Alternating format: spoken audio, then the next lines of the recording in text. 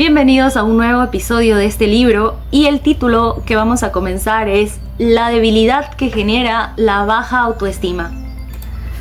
Una persona con baja autoestima no es tan apreciada por los demás como una que se respeta a sí misma. Sin autoestima, nadie tendrá ganas de ayudarte a mejorar tu posición. No habrá ningún haz de pensamiento que te arrope. Muchas personas que se examinan a sí mismas llegan a la conclusión de que en la vida hay posiciones que ellas jamás aceptarían. De 10 mujeres lavaplatos, a 9 de ellas jamás se le ocurriría verse interiormente como directoras de la cadena hotelera de la que ahora son las más humildes colaboradoras. Sin embargo, a veces una persona en una situación precaria similar es capaz de ascender a una posición mucho más elevada porque se atrevió a pensarlo. Esa fue la fuerza motriz invisible que la llevó a conseguirlo.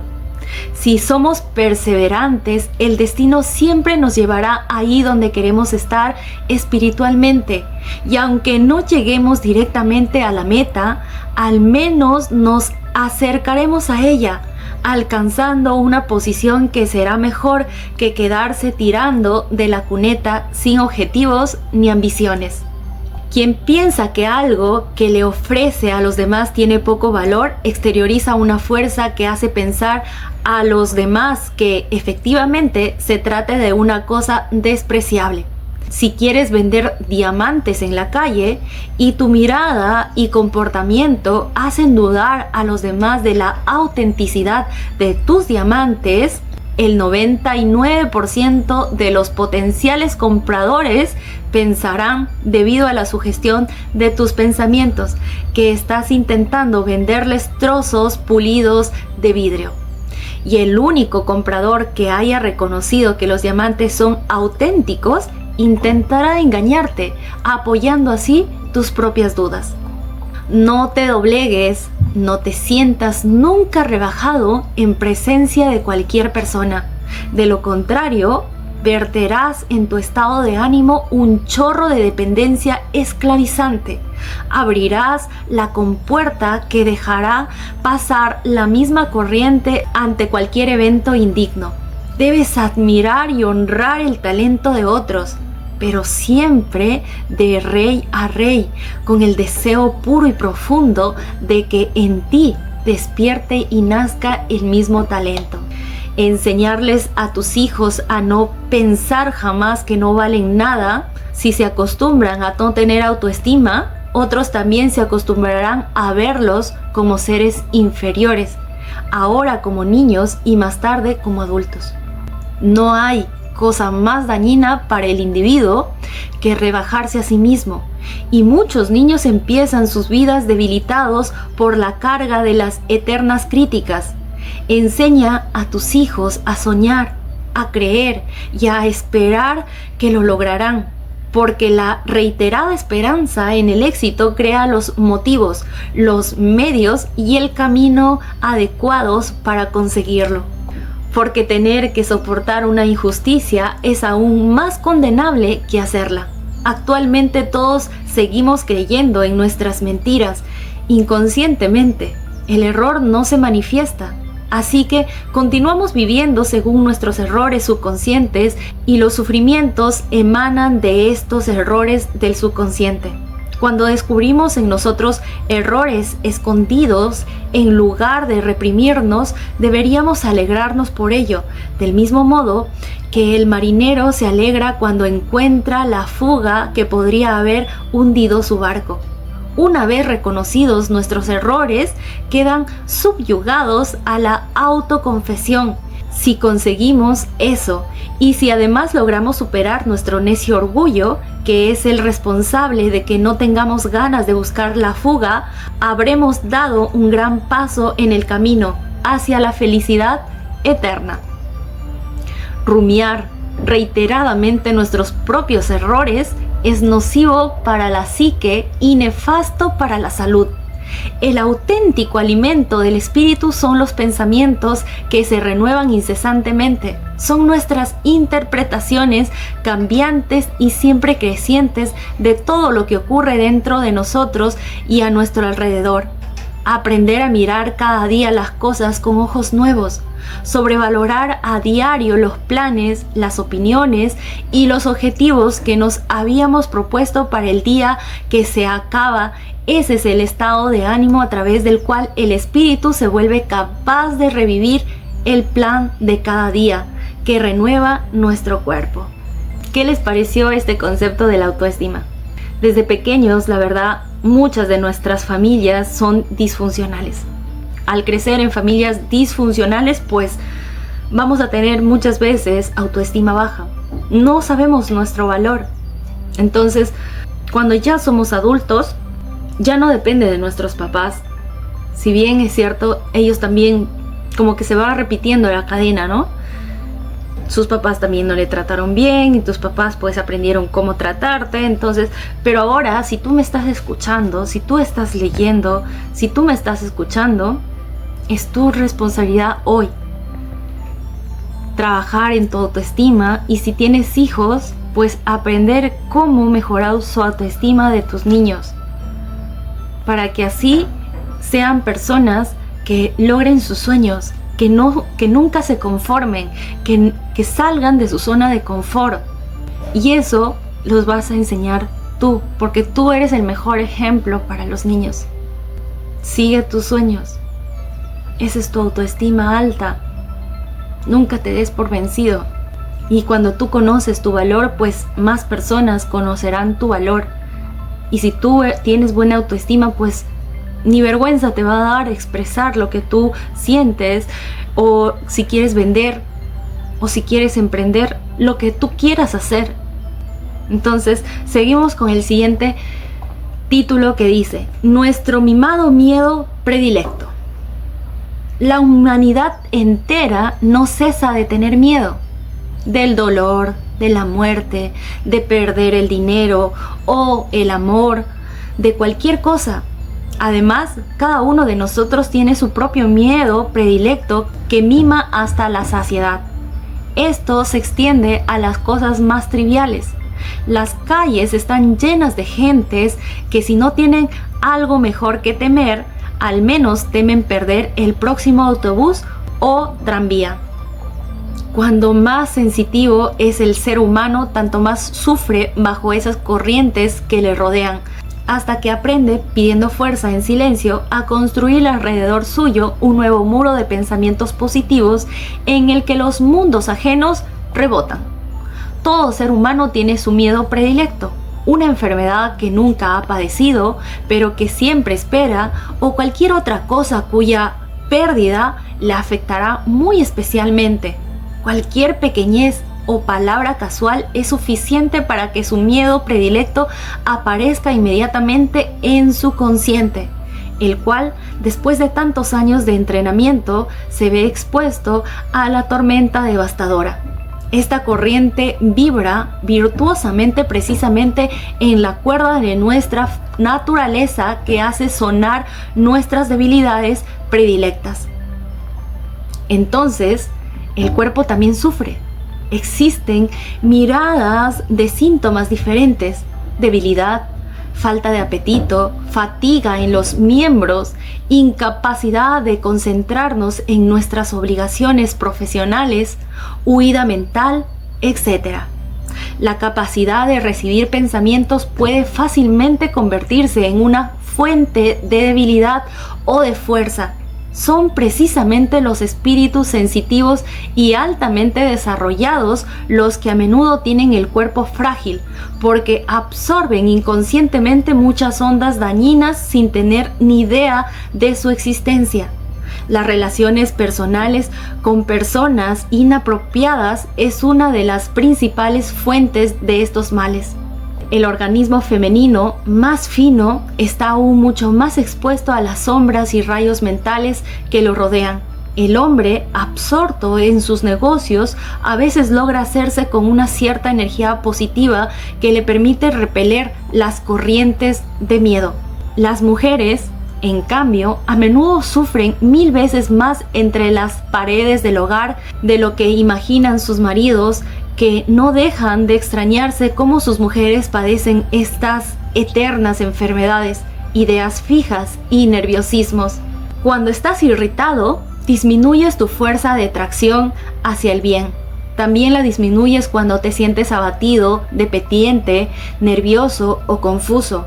Entonces la fuerza actúa en la dirección opuesta, hacia el estado malo. Codiciar los bienes de otro, por ejemplo, llenando por completo el cerebro con maquinaciones de cómo acceder a una herencia, alimentar las preocupaciones o incluso tener la envidia y odio a los que podrían estar en mejor posición de cara a una herencia. Mirar con codicia cualquier bien ajeno, por ejemplo, adular a los ricos de la esperanza de obtener un provecho. Todo esto fomenta estados de ánimo que impiden crear una gran fuerza de tracción. Llevan al torrente de sus pensamientos mezquinos, villanos y estrechos. Otra pérdida importante es dejarse arrastrar por los prejuicios maliciosos contra terceros, y aunque solo sea participando interiormente en las necias habladurías de la mayoría. Cuando te involucras en conversaciones con personas de nivel inferior al tuyo, pierdes poder, incluso si tu supervivencia logra algunas pequeñas victorias. También pierdes poder cuando desmeduzas caracteres o asuntos ajenos, por más ingenioso y bromista que seas, porque generas y emites fuerzas mentales que te impiden adoptar una postura mucho más firme entre la humanidad y conseguir así una emancipación que sale de ti mismo, que te permite acceder directamente a lo mejor de los demás, en contacto directo de núcleo a núcleo, dejando todo lo demás debajo y detrás de ti. Ignora en la medida de lo posible los pensamientos de la humanidad. Habla lo menos posible de ella y con ella. Manténla a raya con un escudo de buena voluntad y lucha contra cualquier sombra de odio, indignación y desprecio que la humanidad actual podría servirle de oscura intermediaria, de mensajera de toda esa envidia, de esa maldad fanática y concentrada contra el hombre más fino, cuya mera presencia ya presiente de lejos. Si este hombre más fino tira un cabo de odio, está perdido. Solo un muro activo de benevolencia puede proteger suficientemente tu alma. Si a pesar de esto el encuentro es inevitable, sé positivo desde el principio, es decir, envía corrientes en lugar de absorberlas.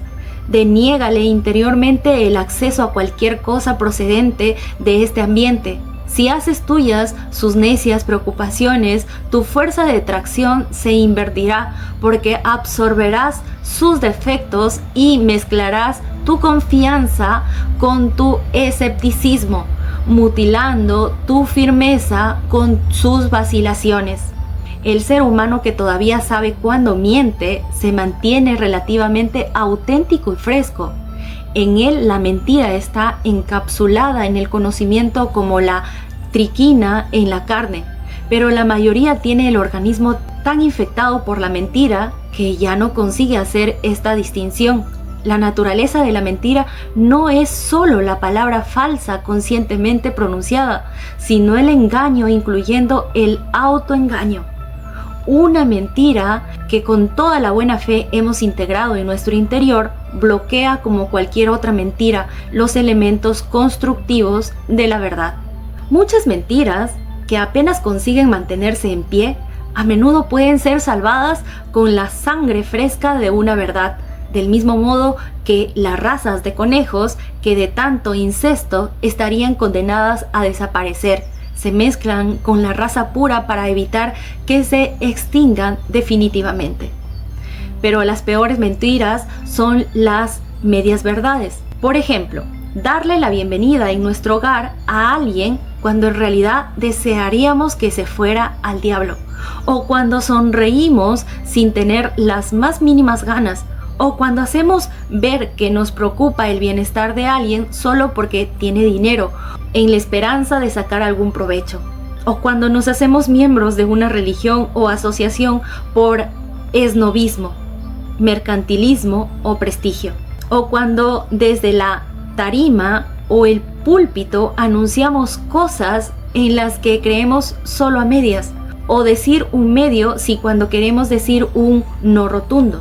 O decir un medio sí cuando queremos decir un no rotundo.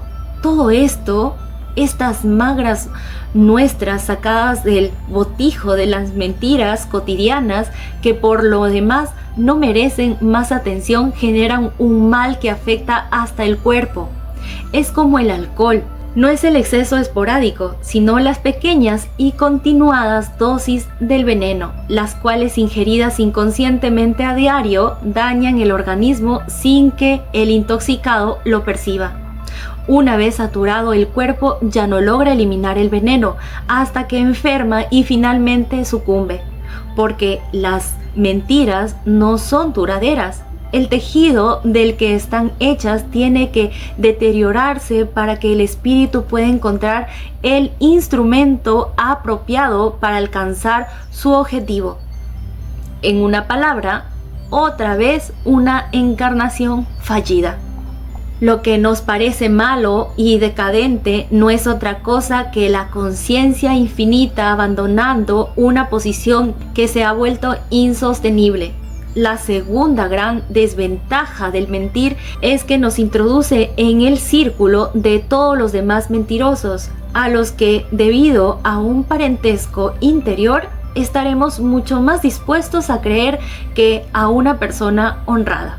El hombre de negocios astuto de un determinado sector a menudo es engañado por otro igual de astuto de otro sector, porque las personas auténticas y rectas le caen antipáticas. Existe un antagonismo mudo, sin necesidad de pronunciar una palabra.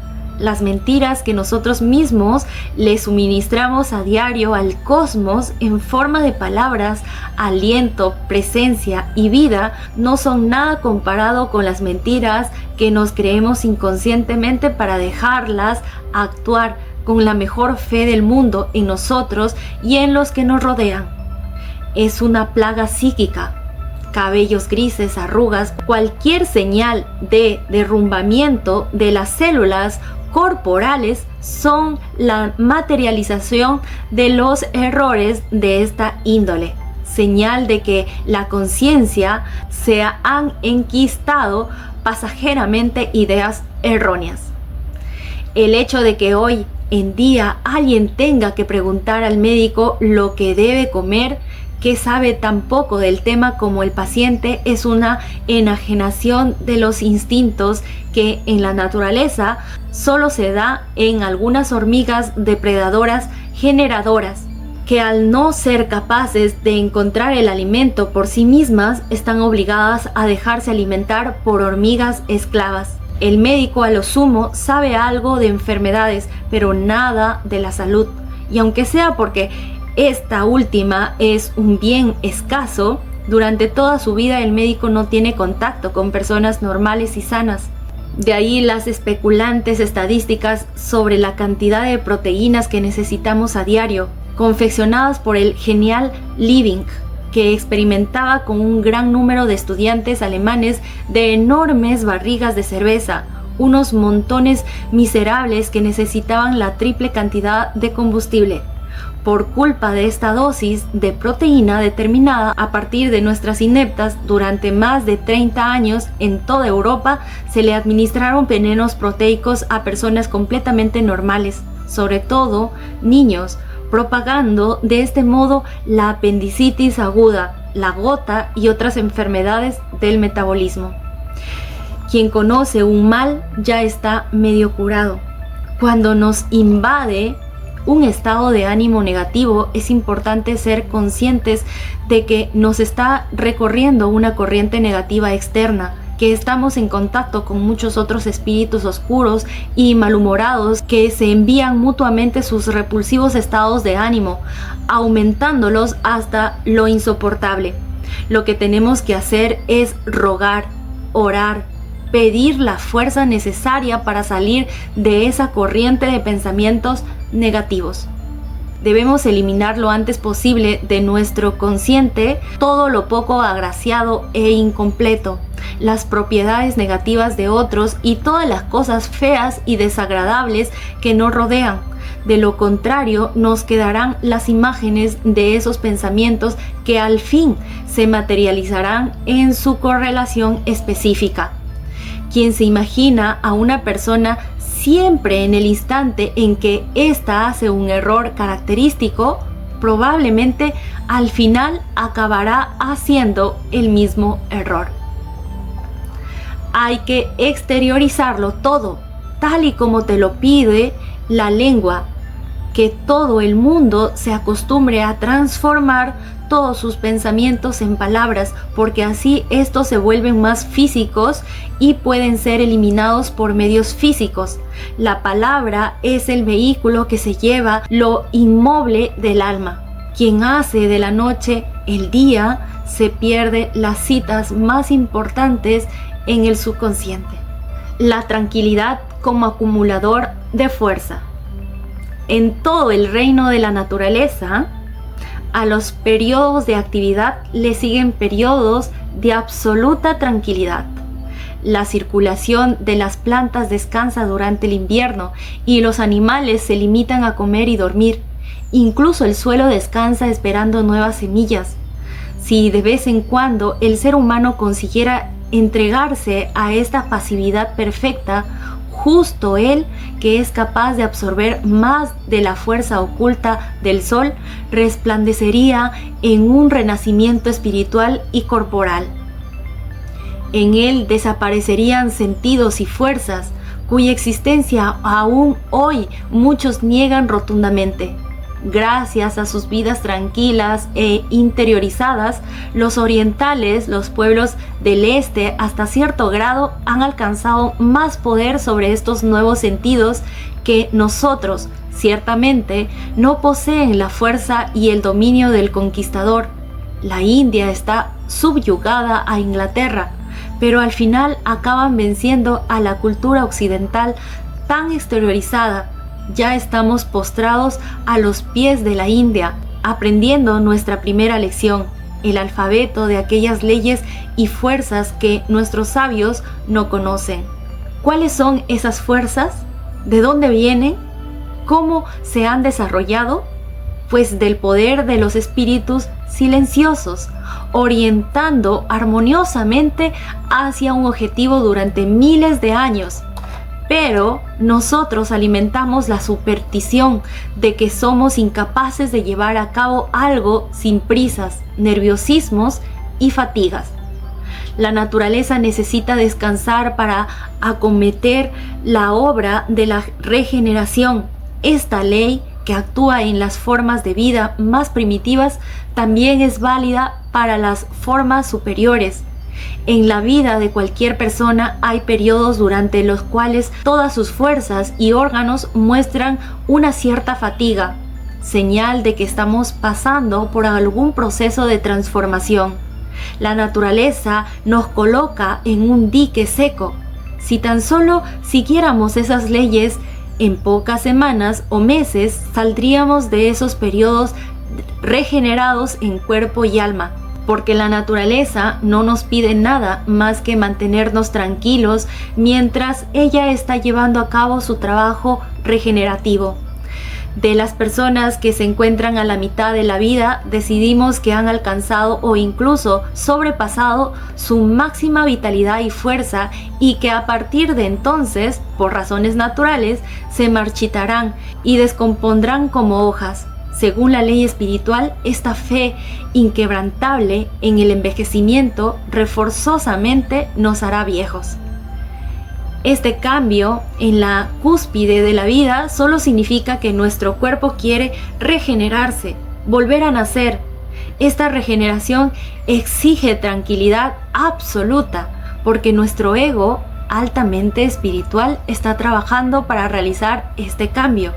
Durante este periodo no deberíamos sobreesforzarnos como en la tierna infancia, pero por regla general le denegamos este descanso a la naturaleza, obligando a nuestro agotado organismo a realizar esfuerzos para los que durante este periodo no está capacitado. Mientras que la naturaleza intenta volvernos a parir para hacernos más fuertes, nosotros no se lo permitimos y nos destruimos. En la mayoría de los casos, el ser humano no es capaz de otorgarse a sí mismo la tranquilidad que necesita. Tiene que ir de aquí para allá y trabajar año tras año para asegurarse la existencia. Esto no cambia en nada el resultado.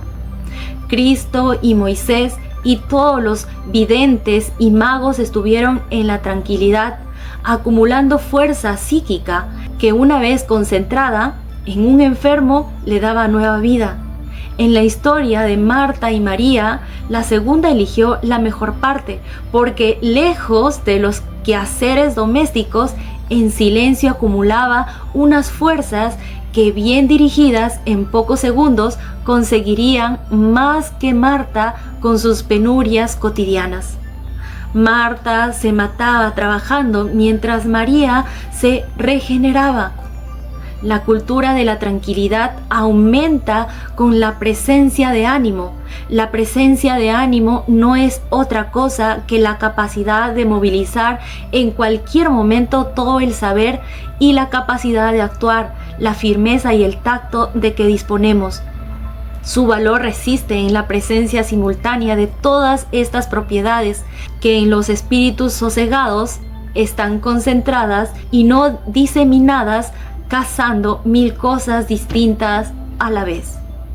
Quien logre preservar su fuerza y reposar su espíritu tendrá nervios de acero.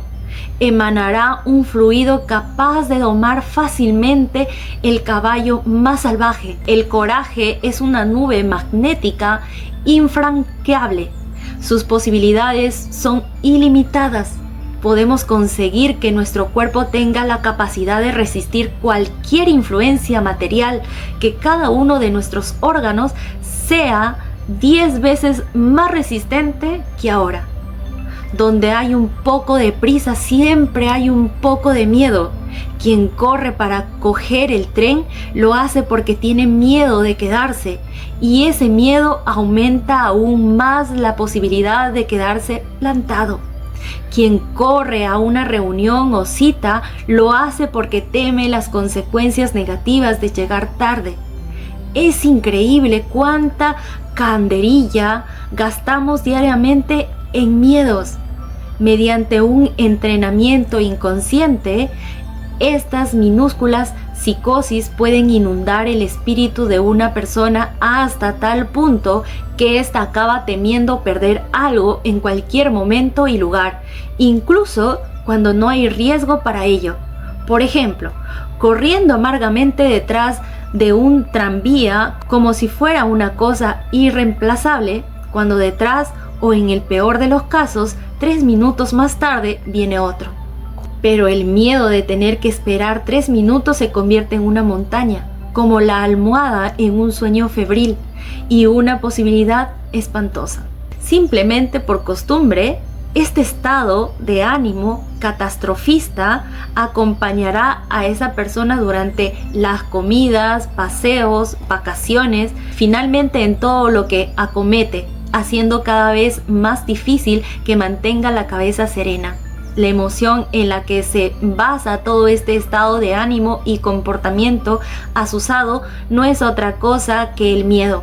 El miedo no es otra cosa que la incapacidad de dominar el surgimiento de pensamientos. Nuestro desamparado yo lo escupe todo, como si fuera un geyser de lodo, manchando nuestra cotidianidad y cubriéndola de una costra gris. Este acontecimiento totalmente inconsciente conduce nuestro espíritu a un estado crónico tal que reacciona con pánico ante cualquier acontecimiento trivial. incubando decepciones donde no las hay. Pero quien cultiva miedos de cualquier tipo se construye una vía muerta por la que en otros momentos decisivos del destino solo podrá circular el pavor. Jamás te dejes llevar por las ansias de ganar dinero. Acumular riqueza en detrimento de la salud es como cortarse los pies para comprarse un par de botas. Todo lo que emprendemos se puede hacer sin prisas, fatigas o robots. Si estás atormentando, es señal de que en tu negocio algo no va bien. Cuando el espíritu y el cuerpo trabajan armónica y juguetonamente, se genera la mayor fuerza. Una fuerza correctamente entrenada durante 2 horas es capaz de conseguir más que 10 horas de prisas. En estos tiempos de tranquilidad, los padres deberían ser eximidos de todas las exigencias de sus hijos adultos.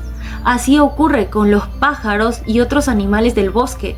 Solo las madres humanas nunca están a resguardo de las exigencias de sus crías hasta que llegan a la tumba, exhaustas y exprimidas. Pero deberían ser libres, deberían volver a ser como cuando eran doncellas antes de ser madres.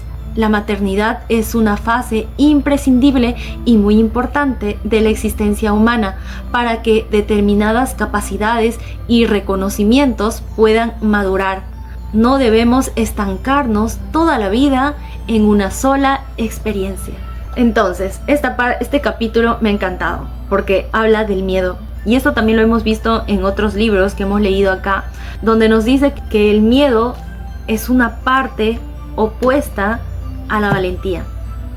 Y la fe, pues, va muy de la mano, ¿no? Porque la fe, si bien tú crees que no puedes, pues también puede ser de la fe del que sí puedo. Ayuda de la corriente de simpatía. Una relación correcta entre las personas es el medio más poderoso para obtener felicidad, salud y éxito. En este contexto, bajo relación, entendemos algo que va mucho más allá de la cercanía física. La cercanía de una persona depende de la intensidad con la que nos ocupamos psíquicamente de ella. La distancia física de su cuerpo no tiene relevancia. ¿Qué otra cosa son las relaciones sociales sino un permanente tolerar y ser tolerado, un rumiar de las mismas palabras, gestos y pensamientos año tras año? Son muertos a los que hay que permitir que entierren a sus propios muertos. La auténtica y vivaz vida es un estado con infinitas facetas, una apertura de líneas de corriente espiritual sobre las cuales los espíritus del mismo nivel intercambian sus fuerzas e ideas. Estos son las fuentes que ascienden al eterno ser. La simpatía es el factor más importante de cada destino.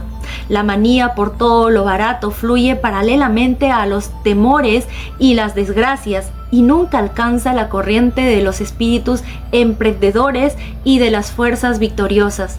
Los individuos que viven en estas corrientes jamás se encuentran. Quien desee acercarse a los vendedores de la vida deberá cambiar la dirección de su espiritualidad. Solo así podrá ir por el camino de estos. A las personas se les congregan para volcar sus maldiciones y envidias sobre otros. Todo lo dañino les caerá encima con una fuerza 10 veces mayor, porque atraerán los mismos pensamientos que destilan en su interior. Los pensamientos que se realizan con más frecuencia son también los que más intensamente se materializan en el organismo.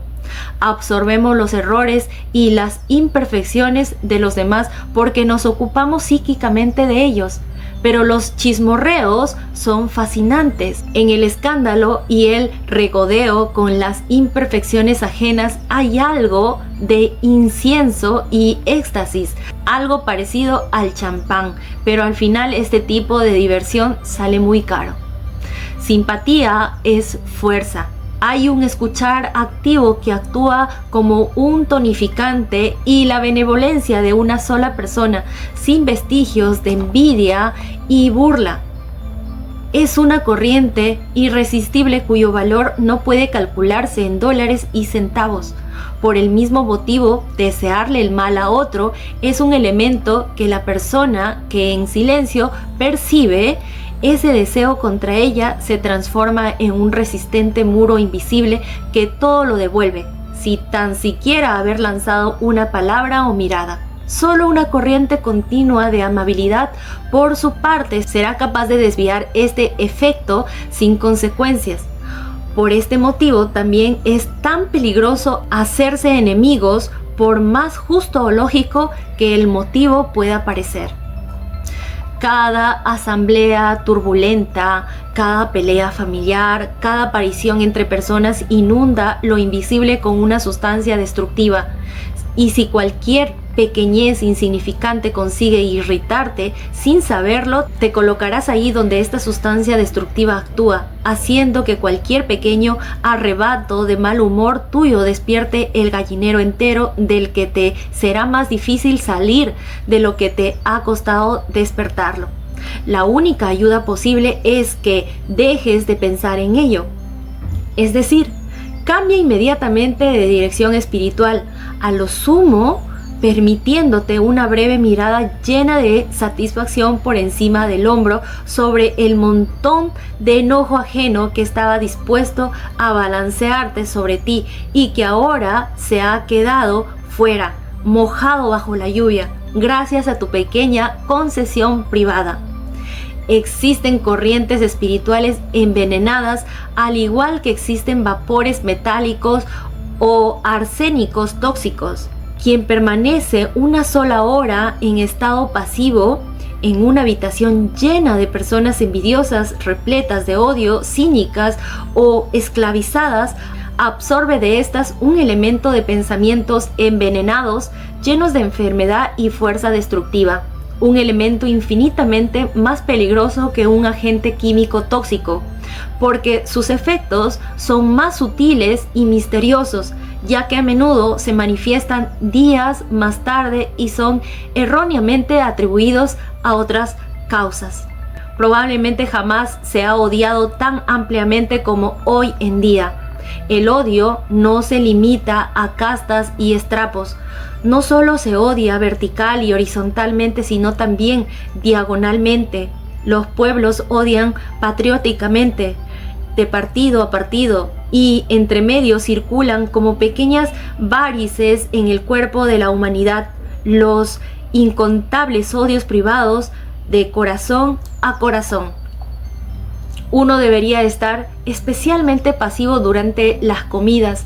Quien ingiere alimentos, es decir, materia para la conservación de su cuerpo, solo deben hacerlo con el estado de ánimo tranquilo, equilibrado y alegre. Comer y lamentarse, discutir o hacer negocios significa estar activo precisamente cuando uno debería estar en un estado de absoluta negatividad. El hecho de que estas quejas o discusiones tengan un lugar en voz alta o solo en los pensamientos no tiene relevancia alguna. También es nocivo cuando en la misma mesa se sienta una persona que alimenta ese estado de ánimo negativo, contra el cual uno debería defenderse interiormente, pero soportar exteriormente a una persona así, cosa que exige una buena dosis de energía. En sí es positivo. Sin embargo, uno solo debería compartir la mesa con personas que viven en la más pura simpatía. Cuando todas las personas que comparten un espacio se han congregado para transmitir un mismo pensamiento, todo el espacio se llena o se carga con este éter altamente espiritual. Si este pensamiento hace referencia al poder y la ayuda, en el espacio prevalecerá algo que, al igual que un fluido, se transmitirá a la siguiente persona que acceda a este espacio, inyectándole fuerza y ayuda. Si a este sanatorio o santuario acuden cientos o miles de personas con el mismo espíritu, cada una de ellas dejará en él su granito de arena de fuerza y ayuda. Con el tiempo, ese espacio se convertirá en un poderoso acumulador de espiritualidad, siempre y cuando no sea utilizado con otros fines y se deniegue el acceso a otros pensamientos bajos, mundanos o egoístas. La fuerza acumulada en ese espacio ayudará a sanar a aquellos que tienen el cuerpo enfermo y que han acudido a él para pedir con fe. El espacio reforzará a los débiles de voluntad, enderezará a los deprimidos, como si un haz de rayos invisibles los soportara. No obstante, nadie deberá permanecer en ese lugar por más de unos pocos minutos para evitar que en este puedan acumularse el cansancio o los pensamientos inferiores. Todos tenemos una necesidad vital de tener un compañero con el que podamos ser naturales. Necesitamos al menos una persona con la que podamos vivir nuestros humores y sentimientos, ante la cual nos podamos quitar la careta y no tengamos que estar siempre en guardia. Necesitamos momentos en que no nos haga falta tener que sopesar las palabras para decir en todo momento algo inteligente y correcto. Es decir, tener que mantener el arco psíquico tensado cuando debería estar. Cuanto más a menudo, mejor. Destensado. A veces necesitamos tener el privilegio y la libertad de poder ser triviales, decir cosas tontas sin temor a que se burlen de nosotros o nos miren con caras largas. Y con eso terminamos el segundo episodio de este libro. Espero que les esté gustando y por favor comenten, suscríbanse. Por acá estamos leyendo libros que te van a cambiar tu mente, que te van a cambiar, te van a transformar, que tú vas a poder reconocer quién realmente eres y quitarte algunas creencias que muchas veces cargamos, ¿no? Entonces, este ha sido el segundo episodio. Nos encontramos en el siguiente episodio.